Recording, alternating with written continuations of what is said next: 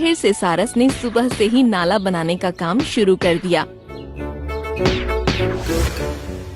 इस तरफ मोटू गैंडे ने पूरे जंगल में ये बात फैला दी कि पागल अपाहिज सारस जंगल के बीच से लेकर नदी किनारे तक एक नाला खोदने में लगा है, क्योंकि उसको लगता है कि जंगल में बाढ़ आने वाली है। अपाहिज सारस बिना किसी की मदद के मेहनत करता रहा और करीब 15 दिनों में जाकर उसने जंगल में अच्छा खासा नाला बना दिया। अब वो तालाब के किनारे बैठा सिर्फ आराम किया करता था। जंगल के सभी जानवर पूरे दिन उसकी मेहनत की तारीफ करने और उसके पास आते जाते रहते थे। ये बात अब गैंडे को हजम नहीं हो रही थी।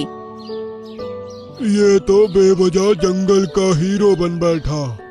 अब कुछ ऐसा करूँगा कि इसकी मेहनत धरी की धरी रह जाएगी। हाँ, ऐसा सोचकर वो वहाँ से चला गया। अगले दिन सुबह से ही बारिश शुरू हो गई थी। अभी सारसों का झुंड भी सैर को नहीं निकला था, लेकिन सभी जानवर अब बेफिक्र थे कि इस बार पानी नहीं भरने वाला। लेकिन जब उन्होंने देखा कि इस बार पानी पहले से भी ज्यादा तेज रफ्तार से बढ़ रहा है, तो वो सभी मिलकर अपाहिज सारस के पास गए।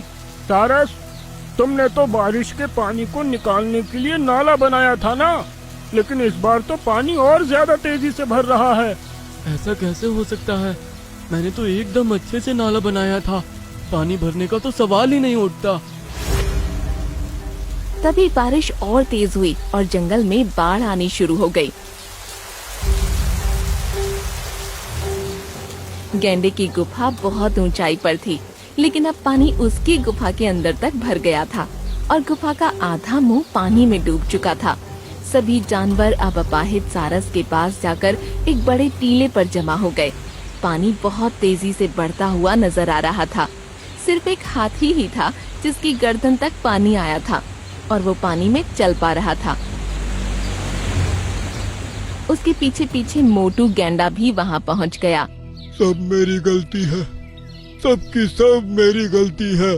क्या हुआ मोटू गैंडे, इसमें तुम्हारी क्या गलती है?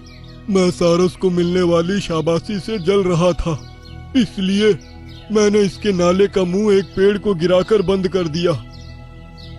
मुझे लगा था हर बार की तरह इस बार भी पानी सिर्फ 2 दिन के लिए भरेगा, लेकिन इस बार तो ऐसी बारिश आई कि मेरी गुफा तक डूब गई। तुमने जलन में आकर पूरे जंगल को बर्बाद कर दिया। इससे तुमको आखिर क्या मिला, बताओ जरा। मुझे माफ कर दो सारस भाई और रामू हाथी, प्लीज मेरे साथ चलो, उस पेड़ को हटाने में मेरी मदद करो। अब सभी जानवर उसी टीले पर जमा हो गए और मोटू गैंडा रामू हाथी के साथ वहाँ से चला गया। उन्होंने देखा कि नाला जिन 2 पेड़ों के बीच से निकल रहा था, वहीं पर एक पेड़ गिरा हुआ था। चलो रामू हाथी, अब इस पेड़ को हटाने में मेरी मदद करो।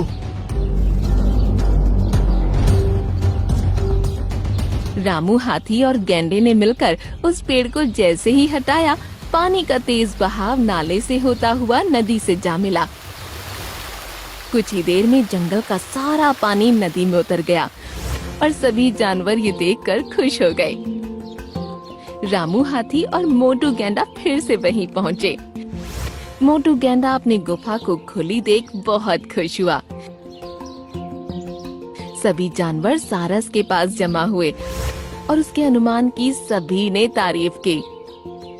मुझे माफ कर दो सारस भाई, अब से मैं किसी से जलन नहीं रखूंगा। तुम नहीं होते तो आज हमारा जंगल नष्ट हो जाता। कोई बात नहीं गेंडे भाई। उसके बाद सभी जानवर जंगल की सफाई में लग गए।